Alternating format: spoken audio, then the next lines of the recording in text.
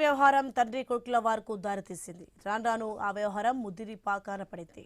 ఈ విషయంలో ఇద్దరి మధ్య పలుమార్లు గొడవలు జరిగాయి. చివరకు పట్టరాని కోపంతో తండ్రిని కాల్చి చంపాడు కన్న కొడుకు. డెడ్ బాడీని ముక్కలు ముక్కలుగా చేసి డ్రమ్లో దాచాడు. సంచలనం రేపిన ఈ ఘటన లక్నోలో వెలుగు చూసింది. నీట్ పరీక్షకు సిద్ధం కావాలంటూ తండ్రి తీసుకొస్తున్న ఒత్తిడిని తట్టుకోలేక ఈ ఘాతుకానికి పాల్పడినట్లు పోలీసులు తెలిపారు. ఈ ఘటన స్థానికంగా కలకలం రేపుతోంది.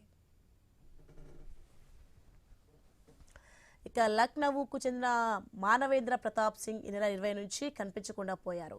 కుటుంబ సభ్యుల ఫిర్యాదు మేరకు కేసు నమోదు చేశారు పోలీసులు. ఈ క్రమంలో ఇంట్లోని ఓ డ్రమ్ములో శరీర భాగాలు లభ్యమయ్యాయి. దర్యాప్తులో భాగంగా పోలీసులు ఆయన కుమారుణ్ణి విచారించారు. అతను నేరాన్ని అంగీకరించాడు. నీట్ పరీక్షకు ప్రిపేర్ కావాలని తన తండ్రి తరచూ తనపై ఒత్తిడి చేసేవాడని, తిట్టేవాడని, దీనివల్ల ఇంట్లో గొడవలు జరిగేవని తెలిపాడు.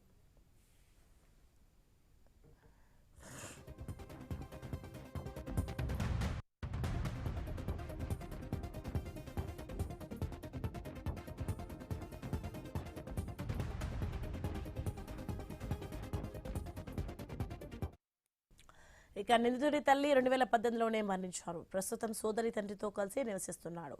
పరీక్ష ప్రిపరేషన్ విషయమై ఈ నెల 20న తండ్రి కుమార్ల మధ్య వాగ్వాదం చోటు చేసుకుంది. ఈ క్రమంలో ఆగ్రహంతో అతడు రైఫిల్తో తండ్రిని కాల్చి చంపినట్లు పోలీసులు తెలిపారు. అనంతరం డెడ్ బాడీని నాశనం చేయడానికి యత్నించాడని చెప్పారు.